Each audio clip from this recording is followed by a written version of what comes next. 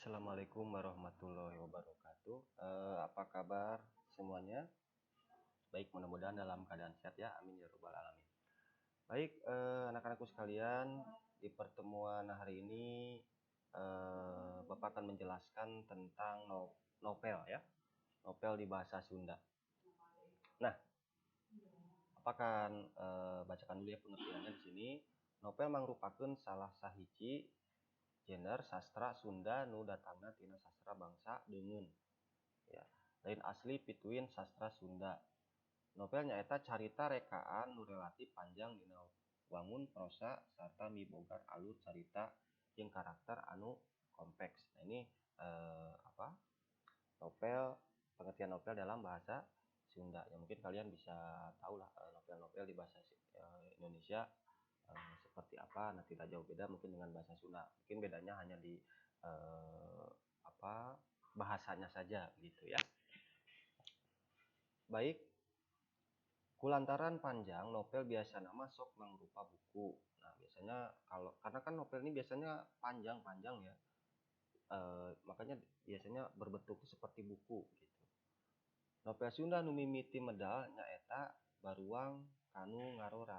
Nah, dalam novel bahasa Sunda yang pertama kali ya ada ya, judulnya yaitu Baruang Kanu Ngarora, nu ditulis ku Deka Adiwinata pada tahun 1914. Nah, jadi di bahasa Sunda katanya pertama kali mengeluarkan novel ya yang berjudul Baruang Kanu Ngarora karangan Adiwinata ya sekitar tahun 1914. Dipedalkeun ku Balai Pustaka di sini ya. Oke, lanjut ya. Novel Sunda oge lain di pangaruhan tina sastra Indonesia. Sabab novel dina bahasa Indonesia mah kakarak aya dina tahun 1920. Nah, kalau dilihat dari sejarah ya novel bahasa Sunda ini itu lebih dulu ya, lebih dulu ada ketimbang novel bahasa Indonesia katanya begitu. Kalau dalam novel bahasa Sunda itu ya sekitar adanya 1914. Kalau novel bahasa Indonesia di sini tahun 1920. Dina judul novel Ajab dan Sangsara Kaya Merani Siregar. Nah, ini yang pertama kali meluncur. Lanjut. Oke, jadi itu ya pengertiannya. Nah, sekarang unsur dina novel. Unsur-unsur nu aya dina sastra novel sarua bae jeung dina genre sastra liana kayaning tema. Nah, unsur-unsur novel ini sama ya seperti bahasa novel bahasa Indonesia ya dan yang lainnya. Alur latar panekohan, sudut pandang, jeung amanat. Nah, ini ya tema, alur ya kan. Biasanya gitu kan, yang ada di novel itu tema, alur, latar gitu kan, penokohan atau tokoh ya, sudut pandang gitu. Dan biasanya di akhir amanat. Nah, itu. Ya, jadi sekali lagi kerangka novel itu yang pertama tema ya, ini tema gitu kan. Sama ya seperti di Indonesia, bahasa Indonesia ya.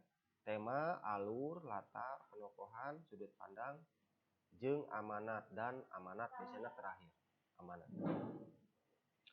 Oke. Carita dina novel biasa nama sok dipasing-pasing. Nah, dina bab atau bagian. Nah, biasanya dalam cerita novel ini suka di di bagian-bagian begitu ya.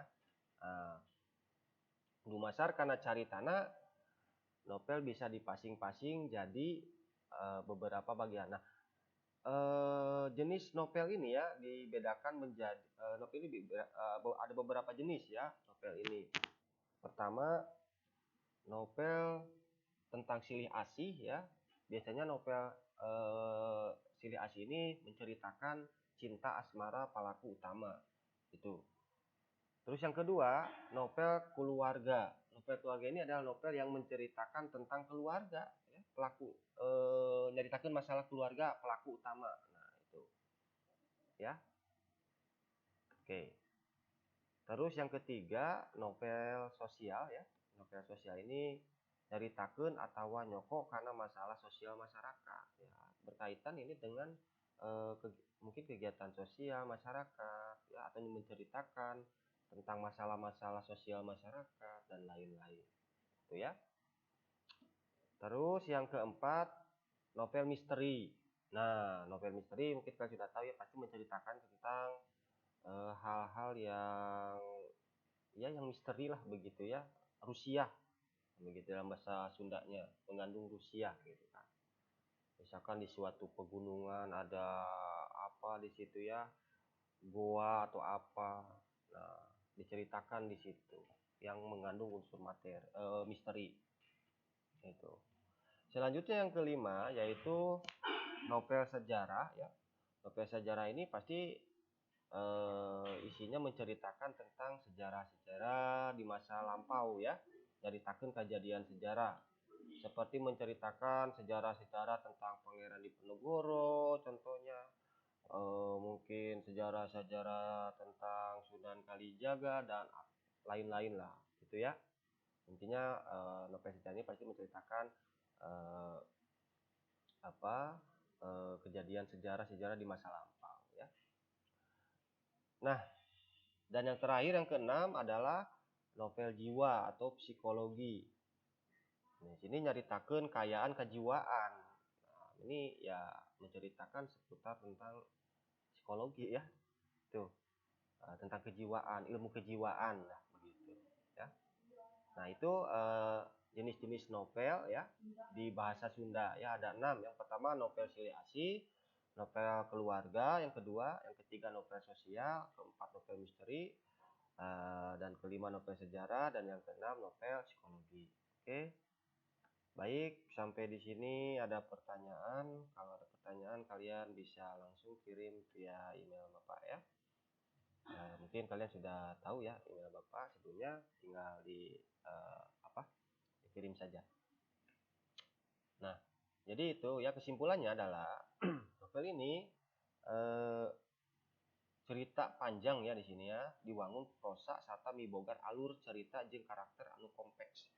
Nah, jadi biasanya ya dalam novel ini nggak mungkin satu lembar begitu kan, biasanya panjang-panjang, makanya novel ini biasanya sering dibukukan gitu ya. Misalkan novel novel tentang silih asih ya, mungkin di sini ada beberapa lembar, mungkin dari awal sampai akhir itu bener-bener gitu kan, yang memuat di tema, alur, penokohan, sudut pandang, dan yang terakhir biasanya amanah itu kan, biasanya panjang.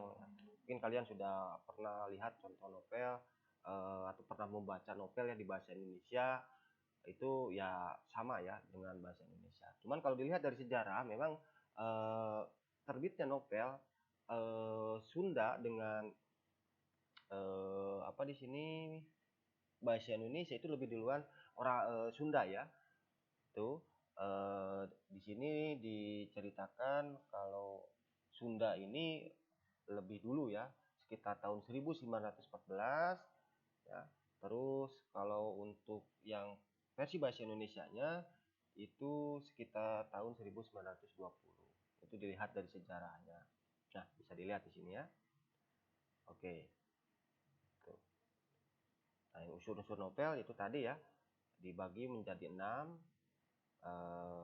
Ada yang novelnya tentang silih asih ya dalam bahasa Sunda, itu novel keluarga, novel sosial, novel misteri, novel sejarah, dan yang terakhir adalah novel jiwa psikologi. Baik, mungkin itu saja pertemuan hari ini. Oke, mudah-mudahan bermanfaat. Terima kasih. Assalamualaikum warahmatullahi wabarakatuh.